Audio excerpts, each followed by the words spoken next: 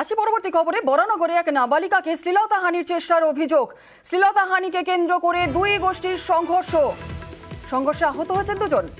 বরানগরের ঘটনা। বরানগরে এক নাবালিকাকে শ্লীলতাহানির চেষ্টার অভিযোগ। শ্লীলতাহানিকে কেন্দ্র করে দু গোষ্ঠীর সংঘর্ষে আহত হয়েছেন দুজন। আমাদের সঙ্গে রয়েছেন আমাদের প্রতিনিধি সুবীর। ঠিক কি ঘটনা ঘটেছিল আরো বিস্তারিত বলবে সুবীর।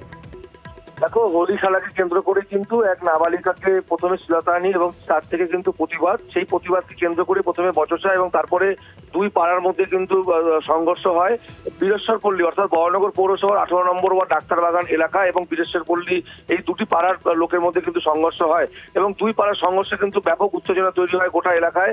এবং যেটা অভিযোগ যে এক পাড়ার লোক অর্থাৎ বীরেশ্বরপল্লীর লোকজন কিন্তু ডাক্তারবাগানে গিয়ে তারা কিন্তু একজন দুজনের বাড়িতে ভাঙচুর চালায় এবং মারধর করা হয় এবং এই ঘটনায় কিন্তু দুজন আহত হয়েছে এবং একজনকে আশঙ্কাজনক অবস্থায় হাসপাতালে ভর্তি করা হয়েছে। এবং ক্ষোভে ফেটে পড়েন এলাকার যারা উত্তেজিত জনতা রয়েছেন তারা এবং যারা দোষী ব্যক্তি তাদের কিন্তু গ্রেপ্তারের দাবিতে বরানগর থানায় তারা কিন্তু বিক্ষোভ দেখায় এবং রাস্তায় বসে বিক্ষোভ দেখায় মহিলারা। এবং এই গোটা ঘটনায় কিন্তু পুলিশের বিরুদ্ধে কিন্তু গাফিলতির অভিযোগ তুলেছেন এবং পুলিশের তরফ থেকে এই বিক্ষোভের পরে পুলিশ যখন আশ্বাস দেয় যে দোষীদের গ্রেপ্তার করা হবে, তারপরে যারা উত্তেজিত জনতা তারা কিন্তু তাদের বিক্ষোভ তুলে নেন। ধন্যবাদ সুবীর।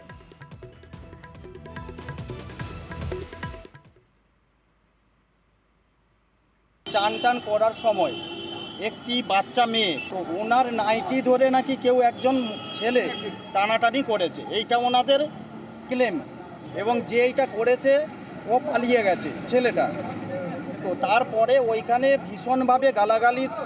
আমার এই যে ভাই আমারই, তো উনি ওইখানে প্রতিবাদ করেছিল, তো ওর বাড়িতে নিয়ে গেছে ইট পাটকেল নিয়ে ছুটতে। তো আমাদের কথা কোনোরকমভাবে ওনারা কর্ণপাত করেননি। বাড়ির জানলা দরজা এবং ওর ব্যাগ ভাঙচুর করেছে, মিটার ঘরের কাঁচ একদম চূর্ণ। সব তো ভদ্রবাড়ি আছে, তা আমি গলাটা ধরে সাইড করে দিয়েছি। এবার ওরা ভাবছে ওকে মেরেছি, আদৌ মারিনি, কিচ্ছু করিনি। এসে আমার ঘর ভাঙচুর করেছে, আমার মায়ের চশমা ভেঙে দিয়েছে। থানায় জানিয়েছি, থানায় জানানো হয়েছে, ফোনও করা হয়েছে, থানার গাড়ি যায়নি। তারপর আমরা রাত্রি এখানে এসেছিলাম।